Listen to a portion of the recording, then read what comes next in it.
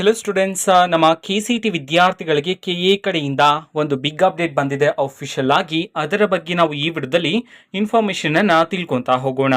ವಿಡಿಯೋವನ್ನ ಸ್ಟಾರ್ಟ್ ಮಾಡ್ತೀನಿ. ಅದಕ್ಕಿಂತ ಮೊದಲು ಲೈಕ್ ಮಾಡಿ ಮತ್ತೆ ತಪ್ಪದೆ ಸಬ್ಸ್ಕ್ರೈಬ್ ಮಾಡ್ಕೊಳ್ಳಿ. ಈಗ ನಾವು ಇನ್ಫಾರ್ಮೇಷನ್ ಅನ್ನ ತಿಳ್ಕೊಂತಾ ಹೋಗೋಣ.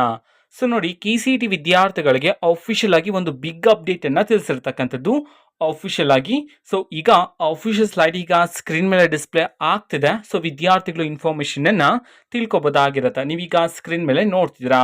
ಇಲ್ಲಿ ತಿಳಿಸಿರ್ತಕ್ಕಂತಹ ಮಾಹಿತಿ ಏನಂತಂದ್ರೆ, ಎಕ್ಸಾಮ್ ಸೆಂಟರ್ ವೈಸ್ ವಿದ್ಯಾರ್ಥಿಗಳು ನೀವು ನಿಮ್ಮ OMR ಶೀಟ್ ಅನ್ನ ಈಗ ಪಡ್ಕೋಬೋದಾಗಿರುತ್ತೆ.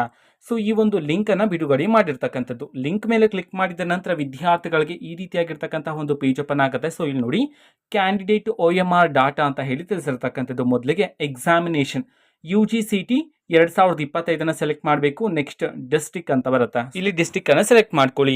ನೆಕ್ಸ್ಟ್ ಸಬ್ಜೆಕ್ಟ್, ಯಾವ ಸಬ್ಜೆಕ್ಟ್ನ OMR ಶೀಟ್ ಬೇಕು ಅಂತ ಇರುತ್ತೋ ಸೊ ಸಬ್ಜೆಕ್ಟ್ ಅನ್ನ ಸೆಲೆಕ್ಟ್ ಮಾಡಿಕೊಂಡು, ಸೊ ನೀವು 3 ಸಬ್ಜೆಕ್ಟ್ ಎಕ್ಸಾಮ್ ಬರೆದ್ರೆ 3 ಸಬ್ಜೆಕ್ಟ್ OMR ಚೆಕ್ ಮಾಡ್ಬೋದು. 4 ಸಬ್ಜೆಕ್ಟ್ನ ಎಕ್ಸಾಮ್ ಬರ್ತಿದ್ರೆ 4 ಸಬ್ಜೆಕ್ಟ್ಗಳ OMR ಶೀಟ್ ಅನ್ನು ನೀವೀಗ ಪಡ್ಕೋಬೋದಾಗಿರುತ್ತೆ.